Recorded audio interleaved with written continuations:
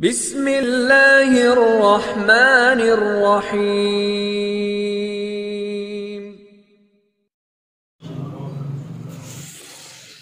ان الحمد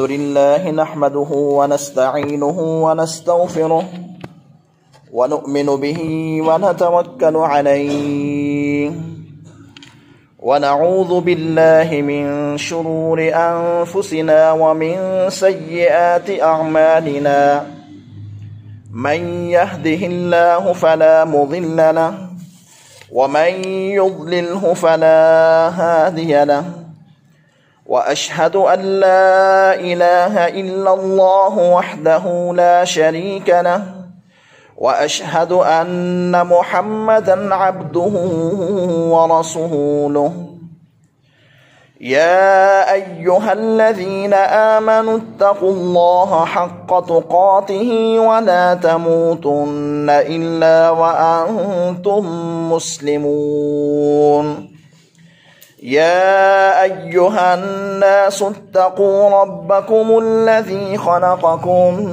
من نفس واحدة وخلق منها زوجها وبث منهما رجالا كثيرا ونساء واتقوا الله الذي تساءلون به والأرحام إن الله كان عليكم رقيبا يا أيها الذين آمنوا اتقوا الله وقولوا قولا سديدا يصلح لكم أعمالكم ويغفر لكم ذنوبكم ومن يطع الله ورسوله فقد فاز فوزا عظيما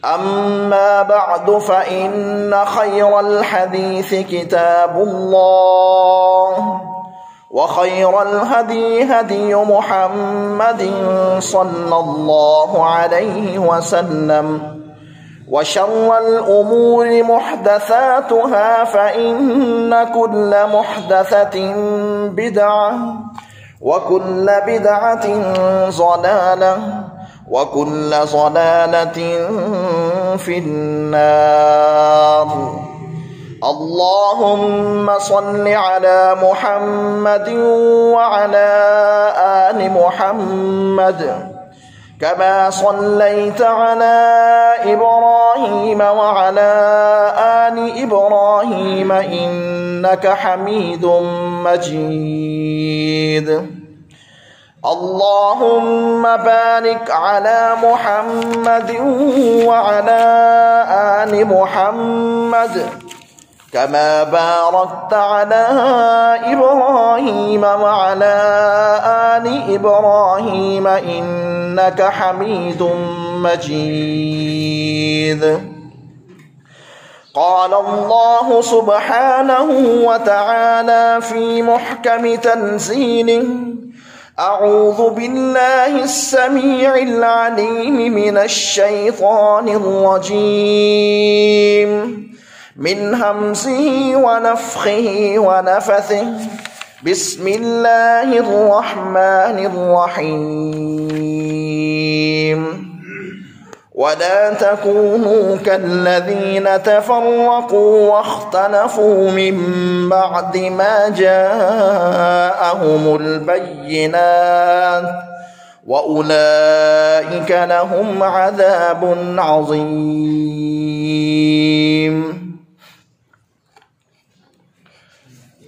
تمام قسم کی حمد و ثنا اللہ ذوالجلال والاکرام کے لیے ہے۔ درود و سلام سید الانبیاء والمرسلین امام الانبیاء جناب محمد الرسول اللہ صلی اللہ علیہ وسلم کے لیے۔ سورہ آل عمران کی آیت نمبر 105 میں نے آپ کے سامنے تلاوت کی ہے۔ اللہ رب العالمین فرماتے ہیں وَلَا تَكُونُوا كَالَّذِينَ تَفَرَّقُوا، تم ان لوگوں کی طرح نہ ہو جاؤ جنہوں نے فرقہ واریت اختیار کی، واختلفوا اور اختلاف میں پڑ گئے، من بعد ما جاءہم البینات ان کے پاس واضح دلائل آنے کے باوجود بھی وہ اختلافات میں بٹ گئے، تو اللہ فرماتے ہیں ایسے لوگوں کے لیے کیا ہے، فَأُولَئِكَ لَهُمْ عَذَابٌ عَظِيمٌ ان کے لیے بہت بڑا عذاب ہے۔ اس آیت میں اللہ رب العالمین نے جس چیز کی نفی کی ہے اور مذمت کی ہے وہ چیز فرقہ واریت ہے، اختلافات ہیں۔ دین اللہ کی طرف سے اترنے والی وحی کا نام ہے، اور وحی اللہ رب العالمین کی بات ہے، اور اس میں کوئی شک نہیں، کوئی شبہ نہیں، کوئی اختلاف نہیں۔ اختلاف تب ہوتا ہے جب اس وحی کے مقابلے میں کسی اور کی رائے کو اہمیت دی جائے۔ اللہ کا کلام خود دلیل ہے، اور اس دلیل کے مقابلے میں کسی اور کی بات دلیل نہیں بن سکتی۔ رسول اللہ صلی اللہ علیہ وسلم جب دین کی بات کرتے ہیں تو رسول علیہ الصلاۃ والسلام کی دین کی بات ہی دلیل ہے۔ دین کے حوالے سے، شریعت کے حوالے سے رسول اللہ صلی اللہ علیہ وسلم کا ایک ایک کلمہ، ایک ایک حرف دلیل ہے، اور وہ حجت ہے اور حرف آخر ہے۔ اس کو چیلنج نہیں کیا جا سکتا، اس سے اختلاف نہیں کیا جا سکتا۔ لیکن جب رسول اللہ صلی اللہ علیہ وسلم کے مقابلے میں یا اللہ کے مقابلے میں کسی اور کی بات کو دلیل کے طور پر پیش کیا جائے گا تو فرقہ واریت کی بنیاد تب سے ہی شروع ہوگی۔ تو اللہ رب العالمین نے فرقہ واریت کی تو مذمت کر دی کہ دین کے اندر فرقہ واریت کی جگہ ہی نہیں ہے۔ وَاعْتَصِمُوا بِحَبْلِ اللَّهِ جَمِيعًا وَلَا تَفَرَّقُوا اللہ کی رسی کو مضبوطی سے تھام لو اور فرقے فرقے نہ بنو۔ اللہ کی رسی قرآن اور حدیث کا نام ہے، جو اس سے جڑ گیا وہ کبھی بھی اختلافات میں نہیں جائے گا، اور جو بندہ قرآن اور حدیث کو ہی حجت اور دلیل سمجھتا ہے، جب بھی کوئی مسئلہ اس کے سامنے آئے گا وہ فوراً رجوع کرے گا تو قرآن اور حدیث کی طرف۔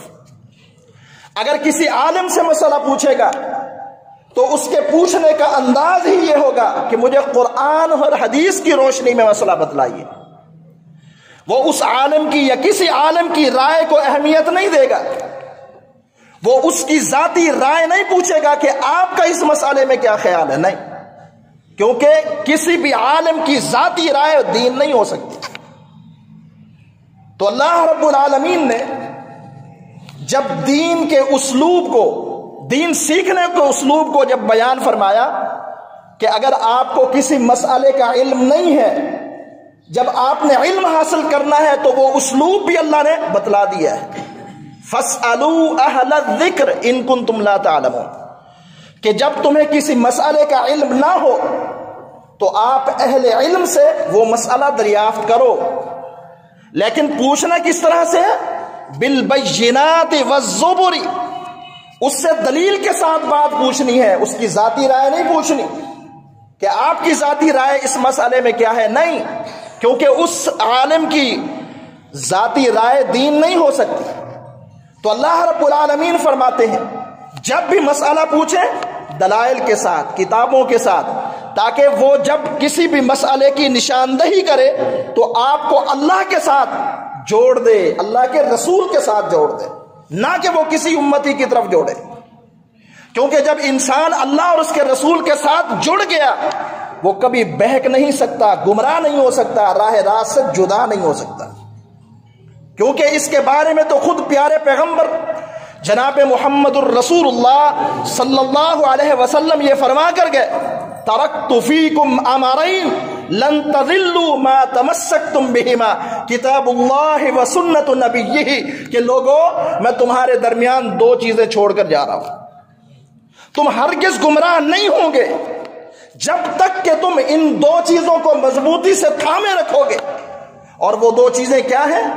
کتاب اللہ و سنت نبیہ، ایک اللہ کی کتاب ہے اور دوسرا نبی کی سنت ہے، نبی کا طریقہ ہے۔ اب انسان کی ہدایت کے لیے یہی دو چیزیں ہی کافی ہیں، لیکن گمراہ انسان کے لیے جب انسان گمراہ ہوتا ہے تو تب ہوتا ہے جب ان دو چیزوں کو چھوڑ دیتا ہے۔ تو آج امت فرقہ واریت میں جب چلی ہے، لوگ فرقہ بنے ہیں، تب بنے ہیں جب رسول اللہ صلی اللہ علیہ وسلم کے مقابلے میں کسی کی بات کو اہمیت دی گئی، کسی کی ذاتی رائے کو اہمیت دی گئی، تب دین تقسیم ہو گیا، فرقہ واریت بڑھی۔ تو میرے محترم بھائیوں، میں آج جو نقطہ آپ کے سامنے رکھنے لگا ہوں، بڑا اہم ترین نقطہ، کہ اس امتی کی کوئی بھی رائے، ذاتی رائے، وہ دین نہیں ہو سکتی، بلکہ اس سے بھی آگے اللہ نے جس پیغمبر کو مقرر کیا ہے امت کی ہدایت کے لیے، جس نبی کا انتخاب اللہ نے کیا ہے، اس نبی کی بھی ذاتی رائے دین نہیں ہے، اس نبی کی بھی ذاتی رائے جو ہے وہ دین نہیں ہے، بلکہ جو دینی معاملات میں شرعی حوالے سے کوئی بات ہوگی تو وہ نبی اپنی طرف سے نہیں کرتے، وہ اللہ کی طرف سے کرتے ہیں۔ وحی آتی ہے، نبی اس وحی کو امت کے اندر پھیلاتے ہیں اور وہ شریعت بن جاتی ہے، وہ دین بن جاتا ہے، وہ حرف آخر ہو جاتی ہے، وہ دلیل بن جاتی ہے۔ لیکن جب دنیاوی امور میں نبی اپنی طرف سے اگر کوئی رائے دے رہے ہیں تو وہ دین نہیں ہے۔ اس کے بہت سارے دلائل میں آپ کے سامنے رکھنے کی کوشش کروں گا کہ ایک امتی کی ذاتی رائے کیسے دین بن سکتی ہے، جبکہ رسول اللہ صلی اللہ علیہ وسلم کی دنیاوی معاملات میں ذاتی رائے دین نہیں ہے، تو کسی امتی کی ذاتی رائے دین کیسے ہو سکتی ہے؟ اس حوالے سے سب سے پہلی دلیل میں آپ کے سامنے رکھنے لگا ہوں رسول اللہ صلی اللہ علیہ وسلم کا جنگ بدر کا واقعہ۔ اللہ کے رسول صلی اللہ علیہ وسلم جب میدان بدر میں گئے تو اس مقام پر پہنچ گئے۔ اب صحابہ کی صفوں کی ترتیب کے حوالے سے رسول اللہ صلی اللہ علیہ وسلم نے پہلے اس میدان کا سروے کیا کہ کس جگہ کا انتخاب کیا جائے۔ جو جگہ رسول اللہ صلی اللہ علیہ وسلم کو پسند آئی، آپ علیہ السلام نے اس جگہ کی نشاندہی کی کہ کل ہم نے یہاں کھڑے ہونا ہے، یہاں جمع ہونا ہے، دشمن کے مقابلے میں صف آرا ہونا ہے، یہ ہماری جگہ بہت ہی اچھی جگہ ہے۔ اب ایک انصاری صحابی رسول اللہ صلی اللہ علیہ وسلم کے ایک جنگی صحابی، وہ دیکھ رہے ہیں رسول اللہ صلی اللہ علیہ وسلم کے انتخاب کی طرف کہ اللہ کے رسول صلی اللہ علیہ وسلم نے جس جگہ کا انتخاب کیا ہے یہ جگہ مناسب نہیں ہے، کیونکہ جو بندہ جنگی چالیں سمجھتا ہو، جو مجاہد ہو، جری ہو، بہادر ہو، اور وہ پوری اس کو ٹریننگ ہو، اس کو سارا ماحول کا علم ہوتا ہے کہ کس طریقے سے لڑنا ہے۔ اب اس انصاری صحابی نے رسول اللہ صلی اللہ علیہ وسلم کے انتخاب کو دیکھا تو آپ علیہ السلام کی طرف قریب ہوئے۔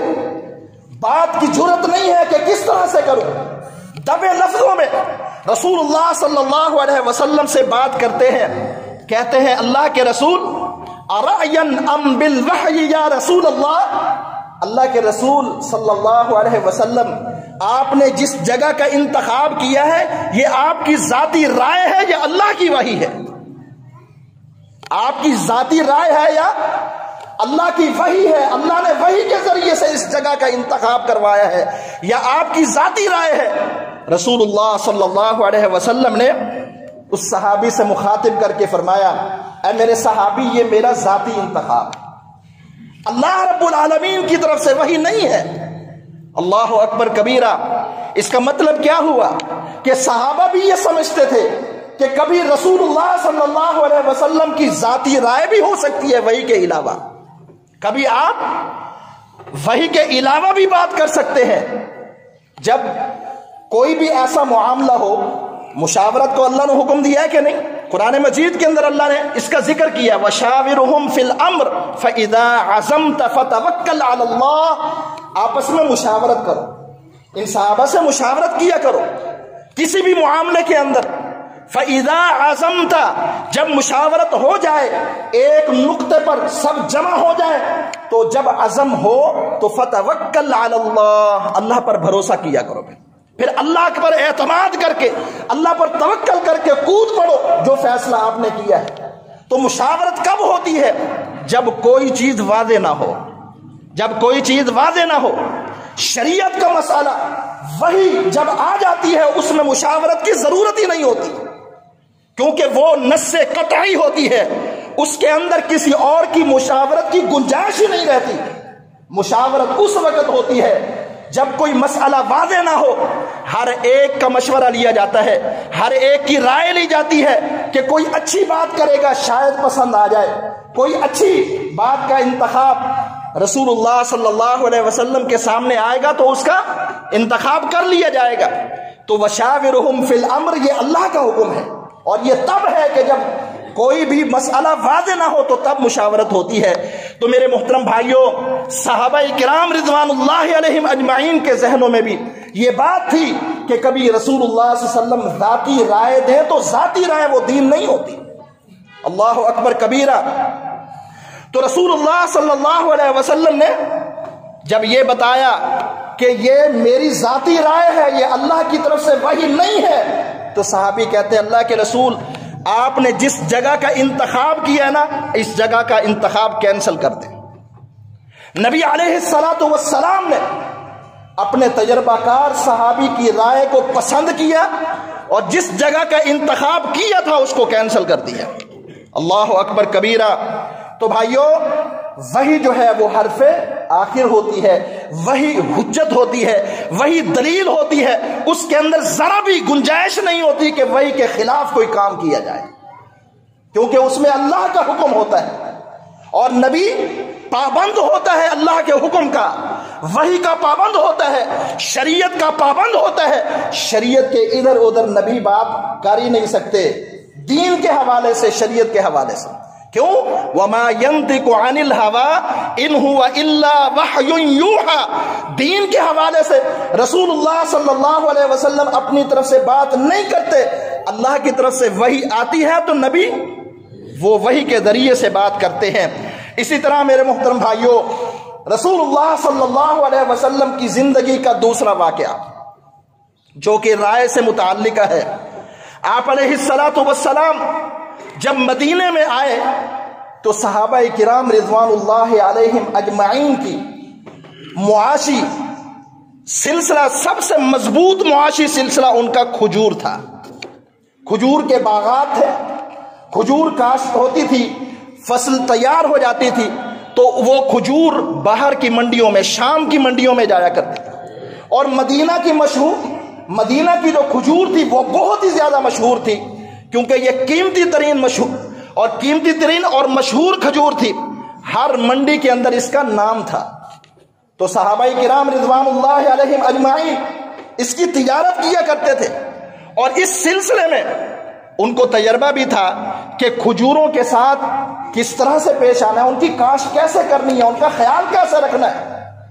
تو ہوا اس طرح کہ رسول اللہ صلی اللہ علیہ وسلم کے سامنے ایک دفعہ کچھ صحابہ کھجوروں کو تعبیر کر رہے ہیں، تعبیر النخل، جس طرح وہ کہتے ہیں نا، کھجوروں کی گٹھلی یعنی تعبیر کرتے ہیں، اور اس میں ان کی کھجور کی جو گٹھلی ہے وہ موٹی ہو جاتی ہے، کھجور کی گٹھلی مضبوط ہو جاتی ہے۔ جس طرح ہڈی والا گوشت زیادہ لذیذ ہوتا ہے، اسی طرح جس کھجور کے اندر وہ گٹھلی ہوگی وہ بڑی لذیذ ہوگی۔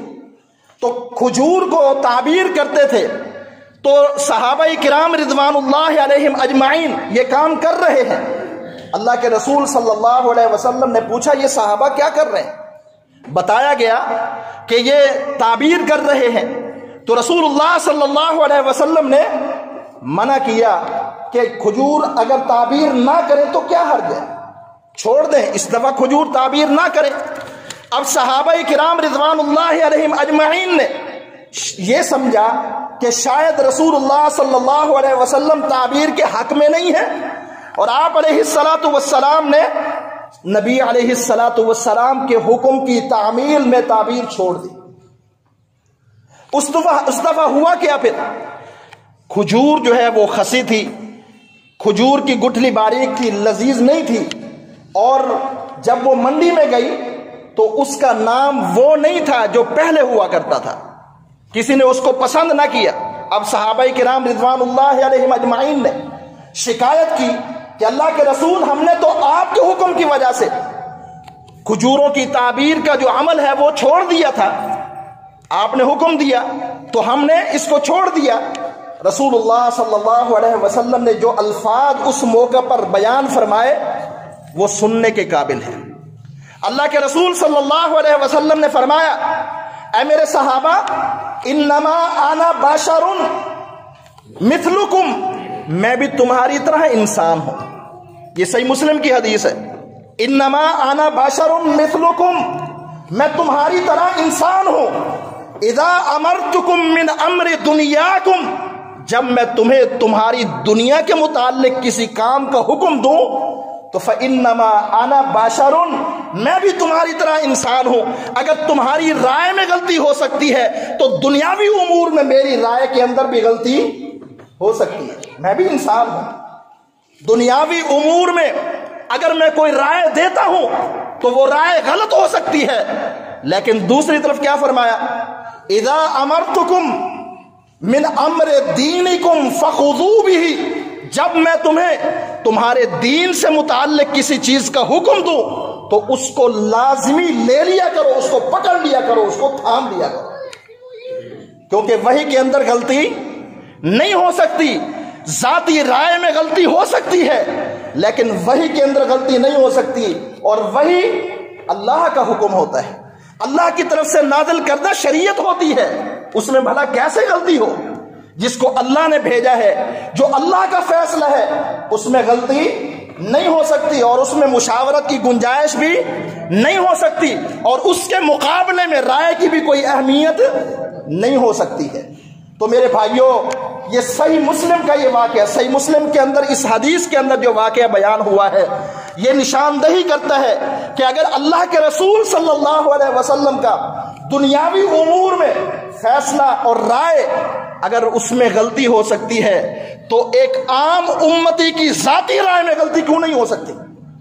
اس لیے نبی کے علاوہ دینی حوالے سے کسی بھی بات کو، کسی بھی امتی کی بات کو حتمی قرار دینا، اس کی بات کو حرف آخر قرار دینا، اس کی بات کو حجت اور دلیل مان کر تسلیم کر لینا، یہ بہت بڑی غلطی ہے، بہت بڑی غلطی ہے. یہ ایسے ہی ہے کہ جیسے کسی نے نبی کی سیٹ پر کسی امتی کو بٹھا دیا.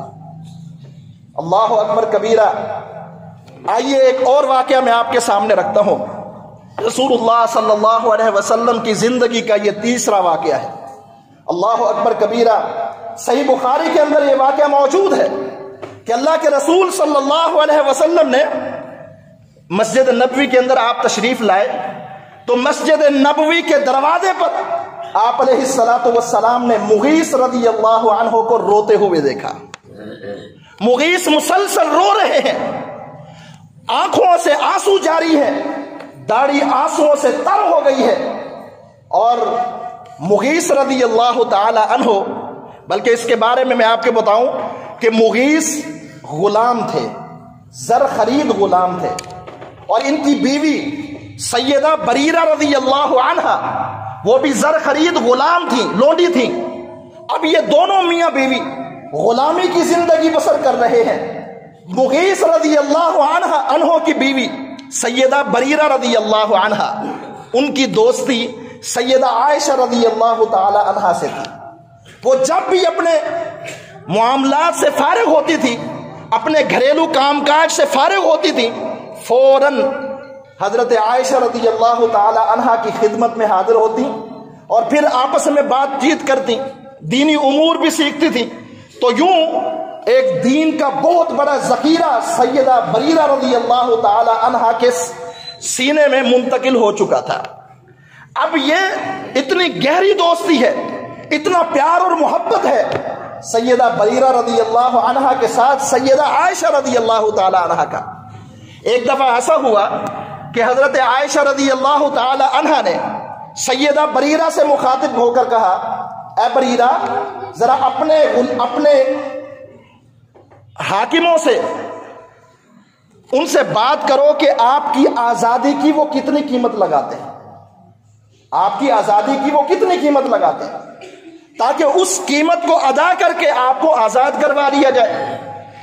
تو سیدہ بریرہ رضی اللہ تعالی عنہا نے اپنے حاکموں سے بات کی کہ اس طرح بات ہے، آپ بتائیں کہ آزادی کی کیا قیمت ہے، میں آزادی لینا چاہتی ہوں.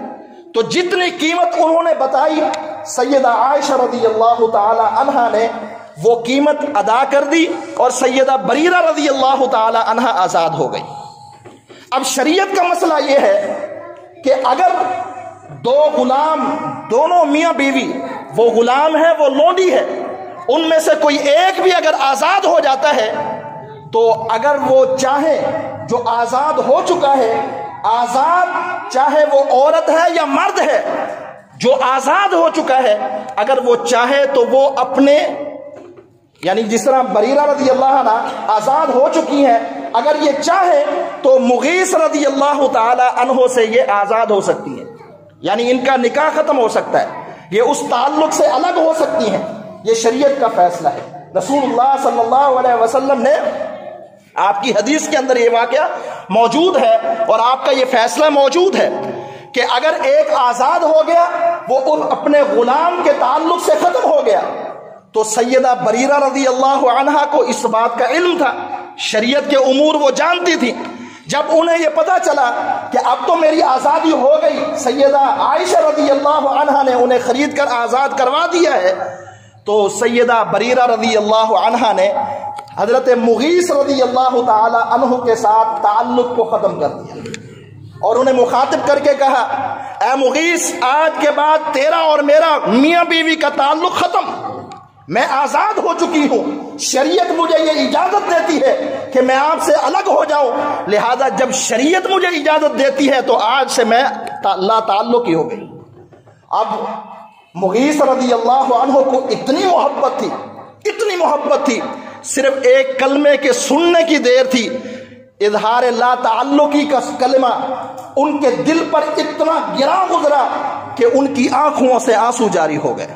اپنے گھر سے نکلتے ہیں اور مسجد نبوی کے دروازے پر آ کر رونا شروع کر دیتے ہیں.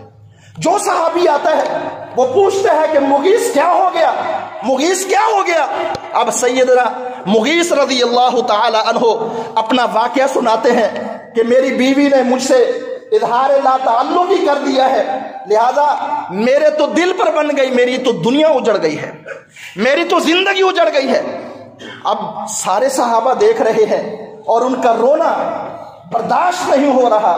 نبی علیہ الصلوۃ والسلام نے خود بھی سیدنا مغیث رضی اللہ عنہ کو روتے ہوئے دیکھا، اور پھر جب نماز ہو گئی سارے صحابہ اکٹھے ہو کر نبی علیہ الصلوۃ والسلام کے پاس سفارشی بن کر پہنچ گئے. کہنے لگے، اللہ کے رسول، آپ کیوں نہیں سیدہ بریرہ رضی اللہ تعالی عنہا کو راضی کر لیتے؟ آپ کیوں سفارش نہیں کرتے؟ دیکھا نہیں کہ مغیث رو رہا ہے اور مسجد کی گلی ان کے آنسوؤں سے تر ہو گئی ہے. نبی علیہ الصلوۃ والسلام نے فرمایا کہ ہاں میں سفارش کرتا ہوں. آپ گھر گئے، کیا دیکھا کہ سیدہ بریرہ رضی اللہ عنہا سیدہ عائشہ رضی اللہ عنہا کے ساتھ بیٹھی ہیں. آپ نے انہیں بلا لیا، آپ نے کہا، اے بریرہ، کیا تو جانتی نہیں کہ تیری وجہ سے، تیری جدائی کی وجہ سے مغیث پر کیا بن پڑ رہی ہے، اس کے دل پر کیا پڑا ہے، کتنا بھاری وزن آ گیا ہے، اور وہ تیری جدائی کے غم پر آنسو بہا رہا ہے. کیا ہی اچھا ہے کہ آپ دوبارہ ان کے ساتھ ملیں. تعلق بنائیں اور دوبارہ میاں بیوی کا جو تعلق ہے وہ بحال ہو جائے۔ اب سیدہ بریرہ رضی اللہ تعالی عنہا جو کہتی ہیں وہ سنیے، اور سیدہ بریرہ رضی اللہ تعالی عنہا کے علم کا بھی آپ کو اندازہ ہوگا کہ وہ شریعت کا علم بھی رکھتی ہے اور نبی علیہ الصلوۃ والسلام کے بارے میں یہ رائے بھی رکھتی ہیں کہ اگر نبی کی ذاتی رائے ہے تو اس میں اختیار دیا گیا ہے کہ اس کو اختیار کرے یا نہ کرے۔ سیدہ بریرہ رضی اللہ تعالی عنہا کو جب نبی علیہ الصلوۃ والسلام نے بات کہی کہ آپ دوبارہ ملیں تو وہ کہنے لگی اتشیر ام تأمر، اللہ کے رسول کیا یہ آپ کی ذاتی رائے ہے یا اللہ کا حکم ہے؟ یہ آپ کی ذاتی رائے ہے، آپ کا ذاتی مشورہ ہے یا اللہ کا حکم ہے؟ اگر اللہ کا حکم ہے تو بات ہی ختم ہو گئی، پھر میں کوئی اور کلمہ کہنا ہی نہیں چاہتی، کیونکہ شریعت کے سامنے کسی اور تعویل کی گنجائش ہی نہیں ہے۔ اگر آپ کی ذاتی رائے ہے تو پھر شریعت نے مجھے اختیار دیا ہے، شریعت نے مجھے اختیار دیا ہے۔ نبی علیہ الصلوۃ والسلام نے فرمایا اے بریرہ یہ میری ذاتی رائے ہے، شریعت تو تجھے اجازت دیتی ہے، شریعت تجھے اجازت دیتی ہے کہ تو مغیث سے الگ ہو جائے، جدا ہو جائے، لیکن یہ میری ذاتی رائے ہے، اگر تو دوبارہ اس کے ساتھ مل جائے تو کیا ہی اچھا ہے۔ لیکن بریرہ نے کہا میں اس کو ناپسند کرتی ہوں، لہذا میں اس کے پاس نہیں جانا چاہتی۔ اب دیکھیے کہ اللہ کے رسول صلی اللہ علیہ وسلم کی ذاتی رائے سے بریرہ اختلاف کر رہی ہے۔ اگر یہ بہت بڑا گناہ ہوتا تو بریرہ رضی اللہ عنہا یہ کام کبھی نہ کرتی۔ تو یہاں سے یہ پتہ چلتا ہے کہ اگر نبی کی ذاتی رائے ہو وہ دین نہیں ہے، وہ شریعت نہیں ہے، تو کسی امتی کی ذاتی رائے کیسے دین ہو سکتی ہے؟ کسی امتی کی ذاتی رائے کیسے دین ہو سکتا ہے؟ تو میرے محترم بھائیوں یہی نقطہ میں آپ کو سمجھانے لگا ہوں کہ بہت ساری ایسی احادیث جو بالکل اپنے مفہوم اور مطالب کے اعتبار سے واضح ہیں، لیکن ان کا یہ کہہ کر انکار کر دیا جاتا ہے کہ ہم تو مقلد ہیں اپنے امام کے، لہذا امام کا حکم یہ ہے تو ہم اپنے امام کی تقلید میں یہ عمل کریں گے۔ اور بھائی جس امام کو آپ نے بڑا جانا، اس کی بات کو حرف آخر سمجھا، اس کی بات کو دلیل سمجھ کر اسی کے بن گئے اور نبی کی حدیث کے منکر بن گئے، نبی کی حدیث کا انکار کر دیا۔ ذرا اپنے گریبان میں جھانکیں کہ اللہ کے رسول صلی اللہ علیہ وسلم کی ذات کو ہمارے لیے نمونہ اللہ نے قرار دیا ہے، اور کوئی بھی بندہ نبی کی بات سے اختلاف نہیں کر سکتا، تو کسی امتی کی بات کی تائید میں نبی کی حدیث کو کیسے رد کیا جا سکتا ہے؟ اس لیے بھائیوں تقلید کے جھنجٹ سے نکلو، اور پھر یہ بات بھی جو یہ کہتے ہیں کہ ہم نے اپنے آباء و اجداد کو جس طریقے پر پایا، جو کچھ کرتے دیکھا ہم تو وہی کریں گے۔ بھائی قرآن مجید نے اس کی نفی کی ہے، قرآن مجید کے بہت سارے مقام ہیں، اللہ رب العالمین نے اس بات کی وضاحت کی ہے وَإِذَا قِيلَ لَهُمْ تَعَالَوْا إِلَى مَا أَنزَلَ اللَّهُ وَإِلَى الرَّسُولِ، جب انہیں کہا جاتا ہے کہ تم اللہ اور اس کے رسول کی طرف آؤ تو کیا کہتے ہیں؟ جواب کیا دیتے ہیں؟ قَالُوا وَجَدْنَا عَلَيْهِ آبَاءَنَا، ہم تو جو اپنے آباء و اجداد کو کرتے ہوئے دیکھتے ہیں ہم تو انہی کے نقشے قدم پر چلیں گے۔ سورہ لقمان کے اندر اللہ رب العالمین کی یہ بات ہے، اور اسی طرح سورۃ المائدہ آیت نمبر 104 کے اندر بھی اللہ یہی بات ارشاد فرماتے ہیں کہ وَإِذَا قِيلَ لَهُمْ تَعَالَوْا إِلَى مَا أَنزَلَ اللَّهُ وَإِلَى الرَّسُولِ قَالُوا حَسْبُنَا مَا وَجَدْنَا عَلَيْهِ آبَاءَنَا، تو وہ کہتے ہیں ہمیں تو ہمارے آباء و اجداد ہی کافی ہے۔ تو بھائیو اگر آباء و اجداد غلط ہوں تو ان کی غلطی دلیل نہیں ہوتی ہے، ان کی بات دلیل نہیں بن سکتی ہے۔ تو اس لیے آج کے اس جمعہ کے توسط سے میں آپ کے سامنے جس نقطے کو بیان کرنے کی کوشش کر رہا ہوں اس کو سمجھنے کی کوشش کیجیے، اور دین کو، شریعت کو، قرآن اور حدیث کو حرف آخر سمجھ کر صرف اسی کو اپنانے کی کوشش کیجیے، کیونکہ ہدایت کا راستہ، ہدایت کا سرچشمہ، ہدایت کا منبع قرآن اور حدیث ہے۔ کسی امتی کی ذاتی رائے دین نہیں بن سکتی ہے، اس لیے کہ سیدنا نبی علیہ الصلوۃ والسلام کے صحابہ کے اندر بھی یہ باتیں موجود ہیں۔ بہت ساری مثالیں ہیں، وقت کی قلت کے پیش نظر میں وہ آپ کے سامنے بیان نہیں کر پا رہا۔ عبداللہ بن عمر رضی اللہ عنہ صحابی رسول ہیں، بڑے جلیل القدر صحابی ہیں۔ ایک دفعہ کہتے ہیں کسی بندے نے مسئلہ پوچھا نا، کسی بندے نے مسئلہ پوچھا تو جب انہوں نے مسئلہ بتایا تو آگے جواب وہ بندہ کہنے لگا آپ کے باپ عمر کا تو یہ فیصلہ ہے اور آپ اس کے برعکس فیصلہ کر رہے ہیں۔ تو عبداللہ بن عمر رضی اللہ عنہ کو جواب سنیے کہتے ہیں، اور یہ حدیث صحیح سند کے ساتھ ترمذی کے اندر موجود ہے، کہتے ہیں ارأیت ان کان ابی نہا عنہا، آپ کا یہ خیال، آپ کا کیا خیال ہے اس کے بارے میں کہ میرے باپ نے اگر اس سے منع کیا ہے، وصنعها رسول اللہ صلی اللہ علیہ وسلم، اور اس کام کو اللہ کے رسول نے کیا، میرے باپ نے منع کیا جبکہ رسول نے یہ کام کیا ہے، امر ابی یتبع ام امر رسول اللہ صلی اللہ علیہ وسلم، کیا میرے باپ کے امر کی، میرے باپ کے حکم کی اتباع کی جائے گی یا رسول اللہ صلی اللہ علیہ وسلم کے حکم کی اتباع کی جائے گی؟ اللہ اکبر۔ اس آدمی نے جواب کیا دیا؟ امر رسول اللہ صلی اللہ علیہ وسلم، رسول اللہ صلی اللہ علیہ وسلم کے حکم کی اتباع کی جائے گی۔ کیوں؟ فقد صنعها، اس لیے کہ اس کام کو تو اللہ کے رسول نے کیا ہے۔ تو عبداللہ بن عمر کہنے لگے رضی اللہ عنہ، میں آپ کو یہی سمجھانے لگا ہوں، میرے باپ کا اگر یہ فیصلہ نبی کے خلاف تھا تو اس کو غلط سمجھیے، میں جو کہہ رہا ہوں وہ نبی کی حدیث سنا رہا ہوں۔ لہذا میرے بھائیوں، قرآن اور حدیث حجت ہے۔ جب کبھی کوئی مسئلہ درپیش ہو تو رجوع کرنا ہے قرآن اور حدیث کی طرف، قرآن اور حدیث کی طرف۔ اللہ مجھے بھی اور آپ تمام بھائیوں کو قرآن اور سنت پر عمل پیرا ہونے کی توفیق عطا فرمائے۔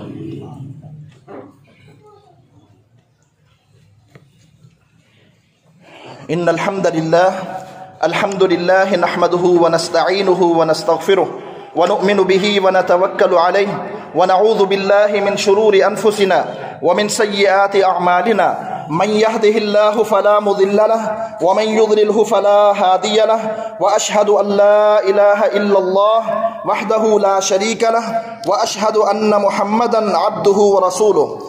اما بعد فان خير الحديث كتاب الله وخير الهدي هدي محمد صلى الله عليه وسلم وشر الامور محدثاتها فان كل محدثة بدعة وكل بدعة ضلالة وكل ضلالة في النار۔ اللهم صل على محمد وعلى آل محمد كما صليت على إبراهيم وعلى آل إبراهيم إنك حميد مجيد۔ اللهم بارك على محمد وعلى آل محمد كما باركت على إبراهيم وعلى آل إبراهيم إنك حميد مجيد۔ اللهم أعز الإسلام والمسلمين وأذل الشرك والمشركين ودمر أعداء الدين۔ اللهم انصر الجهاد والمجاهدين۔ اللهم اشفنا واشف مرضانا